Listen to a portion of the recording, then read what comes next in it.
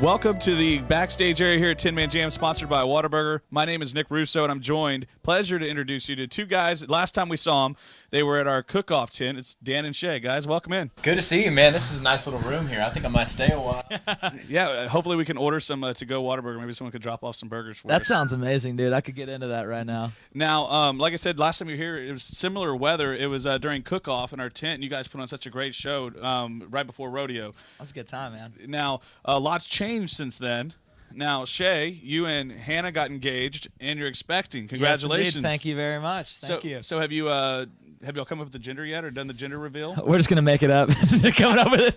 Well, what do we want here? Yeah, we found out, but we haven't announced yet. So that's coming soon. We know. Oh, okay, so I thought maybe y'all were gonna do one of the creative open the box. I don't want to do one of those. No. We make fun of it every time one of those goes on Facebook. We're always like making fun of it. We're not gonna mention any names. Now we will later. But now, every child is a blessing, obviously, but son or daughter, do you have a preference? When you think about your first child, do you think what you'd like? Well, I can't say that because if I said that, then you guys would know what it was. Because I was like hoping for a specific gender, not because I want, eventually I want to have both, but so that's all I can say about that. I'm gonna like blurt it out on accident. So. Okay, so we'll save you because that's not all. Because just recently the news broke that Dan, you popped the question to Abby. I did, man. It was I did it in Hawaii. We were actually down there. It was like the most perfect. We were there for 5 or 6 days. We played 2 shows, so it was a good excuse for us all to go down there. And I did it at the beginning of the trip so we could all enjoy it, and it was great, man. It's been a long time coming up. We've been together for like 3.5 years. I'm not sure. I'm not totally sure. She got the ring though, so I guess she said yes. But, well, did you guys plan this to be the year of engagements, or is that just the way things worked out?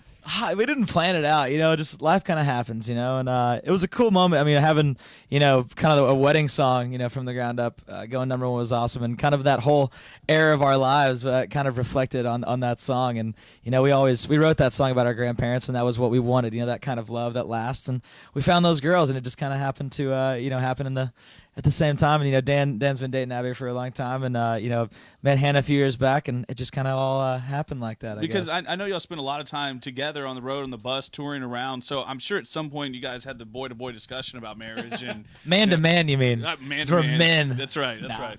Now, and it is kind of ironic, considering the strong message of faithfulness, loyalty, love, relationship strength, those things that come out of your songs, like From the Ground Up, and also even How Not To is very, very much tied into love and true love, Yeah. Did y'all make note of that correlation? Like, man, this is crazy. We've been singing that forever, and now. Yeah, man. I mean, like when life happens, it kind of gives your songs new meanings. But you could definitely tell a sense of maturity from our our first album to our second album. A couple of years ago, we were in a different place in our lives. We were running all around town, but and we're in committed relationships now, and it's cool, man. It gives you a different perspective on things, and ultimately, we're making songs for the fans and for the people to listen to. So that's why we put out a song like How Not To. It's our first kind of heartbreak, regret sort of song, and it's a change of pace for us, and. You got to have that. Everybody's gone through that. It's one of those. It's got a sad undertone to it, but it's cool to have that. All of our other songs have been like happy, sappy love songs on the radio, so it's nice to change it up a little bit. So, how's the reaction to the engagement, and you expecting? How's the reaction been from fans? It's been awesome. We have the greatest fans in the world, and they're very accepting and excited. They get excited with us. The highs are higher. With good people around us. So they've been very receptive. Now, how long have y'all been in town today? Did y'all just fly in? We actually just drove in. We're always like, if it's under 6 hours or something, we're going to drive. We rented like a classy little minivan. It wasn't classy at all, but we got here in a minivan. Shout out to everybody driving minivans right now. But we played in Dallas last night at the House of Blues, and we just jumped in a car and cruised down here today. So we just got in, and we're ready for a great night. Yeah, well, we're so excited to see you guys on stage. As always, it's great to chat with both of you. If you haven't picked up a copy of Obsessed, we suggest you go and do that right now.